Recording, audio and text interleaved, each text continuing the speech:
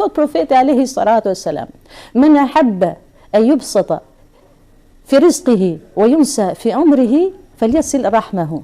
Kush don që t'i shtohet, e këta dy gjëra janë të dashme për njeriu në përgjithësi. Kush e don, ketë pasuri shumë. Kush don që t'i shtohet jeta, thot le t'i maj lidhjet e gjakut, dhe lidhja e gjakut parsorë kush është, e nënës dhe e babës.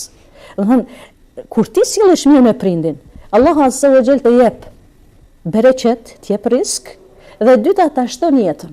Kjo është një prej të mirave. E dyta, sjellja e mirë ndaj prindrit. Ti falen gjunahet. Falen gjunahet. Profeti alayhi salatu wasallam ka ardhur një person te Muhamedi sallallahu alaihi wasallam i thotë: "Ja Rasulullah, adhnabtu dhanban adhima." O dërgumi i Allahut, e kam bërë një gjuna tepër të madh. Nuk është tregu se çka gjunoj, mirë po thotë e kam bërë një gjuna të madh. Profeti alayhi salatu wasallam çka thotë? A i ke nënën gjallë? Me njëherë, a ke nënën gjallë? Thotë, ja Rasulullah.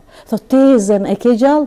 Thotë, po ja Rasulullah. Shko sillu mirë me tezën. Thonë, profeti alayhi salatu wasallam e ka udhëzuar që nëse bën gabim, nëse bën gjuna, ne kemi shumë opsione për larjen e gjunaheve në fen tonë, ama një prej atyre është që mirësjellja ndaj prindit. Sillesh mirë ndaj prindit, Allahu subhanahu wa taala t'i fshin gjunahet. Do të thonë, profeti